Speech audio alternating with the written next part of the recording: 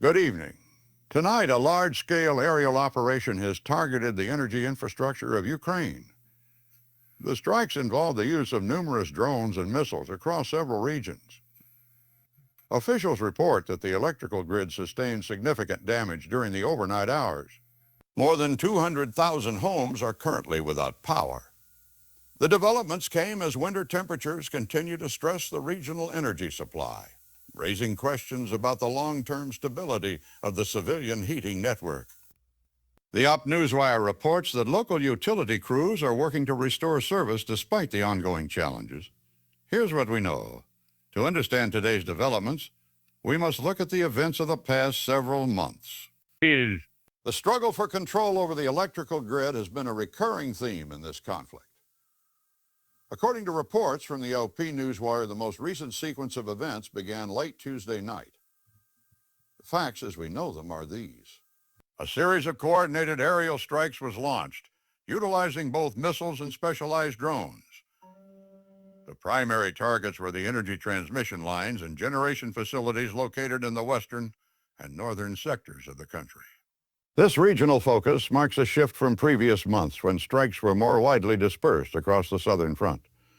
By early Wednesday morning, the impact became clear. The LP reports that more than 200,000 homes were left without electricity. The blackout primarily affected the Ternopil and Rivne regions. In Ternopil alone, local officials stated that nearly 70% of the population lost access to the power grid during the initial hours of the strike. According to utility operators cited by the OP, the damage was not limited to residential areas. The strikes also compromised water pumping stations and heating facilities. This occurred during a period of significant winter cold, which presented immediate challenges for civilian safety. Over the following 48 hours, the situation stabilized somewhat. Emergency crews worked under difficult conditions to repair the damaged substation. Ukrainian energy officials reported that they were able to restore power to approximately 80% of the affected areas by Thursday. However, the OP noted that recurring alerts and technical setbacks have kept the remaining households in the dark. That set the stage for today's events. The recurring nature of these strikes has led to a focus on the technology. It is no longer a matter of a single isolated incident, but rather a sustained campaign utilizing specific aerial tools. This transition from traditional military engagement to a concentrated focus on energy infrastructure provides the necessary context for the current tactical shift. It is a shift that involves a significant increase in the production and deployment of unmanned aerial vehicles. According to military analysts, the reliance on these drones has become the defining characteristic of the current landscape. This brings us to the specific developments regarding the scale of this production and what it means for the days ahead. And that leads us to the current situation on the ground. The situation as it stands tonight involves a significant expansion of the aerial conflict with implications that reach far beyond the immediate damage to the power grid. Here are the specifics. According to an interview published Sunday by the news outlet Lviv, the commander-in-chief of the Ukrainian Armed Forces, General Alexander Syrsky, states that Russia has significantly increased its domestic production of strike weapons. The details, according to General Syrsky, are notable. He reports that the Russian Federation currently produces an average of 404 Shad-style drones every day. However, he states that their stated objective for the year 2026 is to increase that capacity to 1,000 drones per day.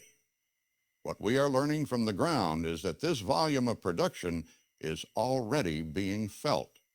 President Volodymyr Zelensky reported that in this week alone, more than 1,300 attack drones and 1050 guided aerial bombs were utilized in strikes across the country.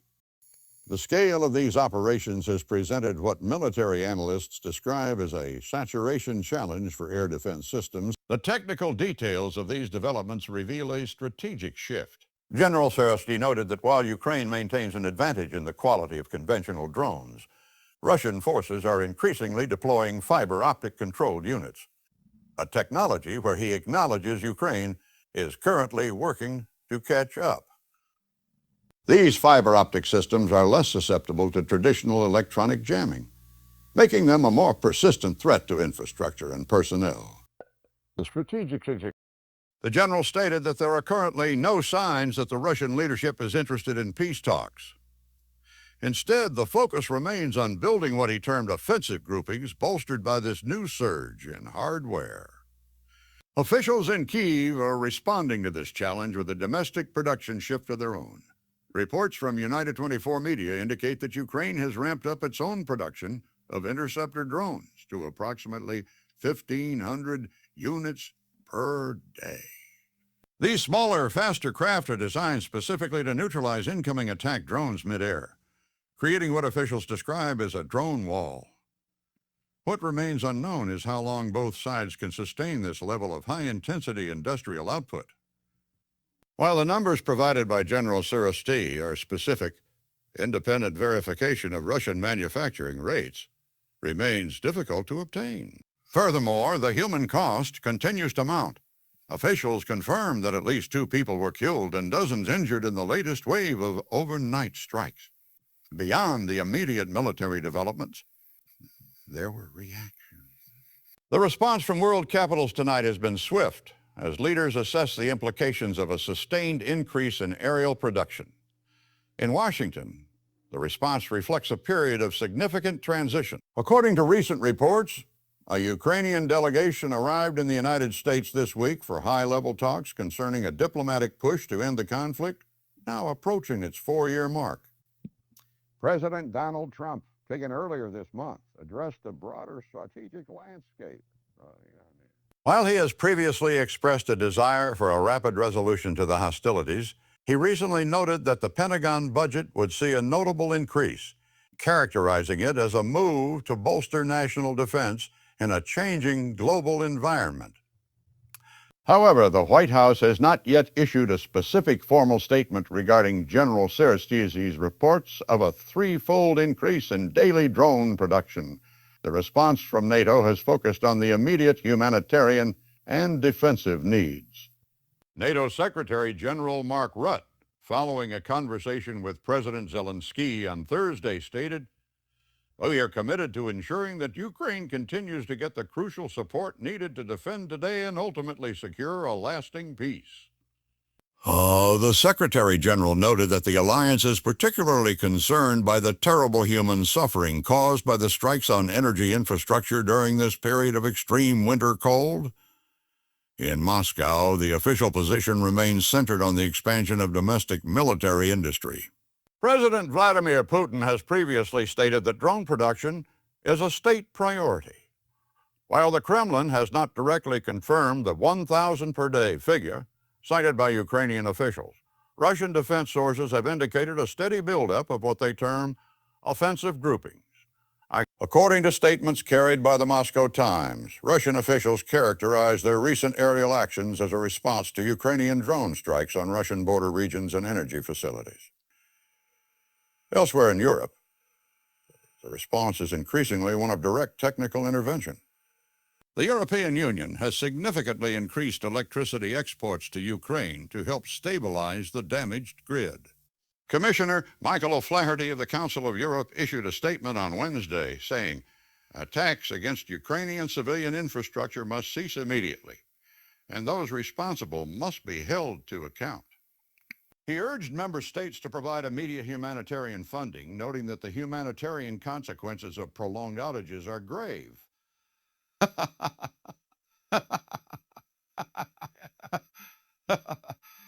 While talk of negotiations persists in some circles, the physical evidence points to a conflict that is becoming more mechanized and more frequent in its execution. The question now is what comes next. So, to summarize tonight's developments, the energy infrastructure of Ukraine has sustained significant damage following a series of overnight aerial strikes. The OP Newswire reports that more than 200,000 homes were left without power, primarily in the west. Simultaneously, military leadership in Kyiv has highlighted a substantial surge in drone production by the Russian Federation, with goals to reach 1,000 units per day this year. In response, international leaders remain divided between providing increased defensive support and pursuing a diplomatic resolution as the conflict enters its 4th year. Looking ahead, experts are watching several key factors that could shape the next phase of this struggle. One scenario involves a further intensification of the industrial race as both sides attempt to outproduce the other in unmanned technology. Analysts at Reuters note that the development of fiber optic and interceptor drones may soon make traditional electronic warfare less effective, potentially leading to a new, more automated era of engagement. Another possibility is a renewed diplomatic push. While General State states there are currently no signs of a move toward peace, the recent arrival of Ukrainian officials in Washington suggests that behind-the-scenes discussions regarding a negotiated settlement continue.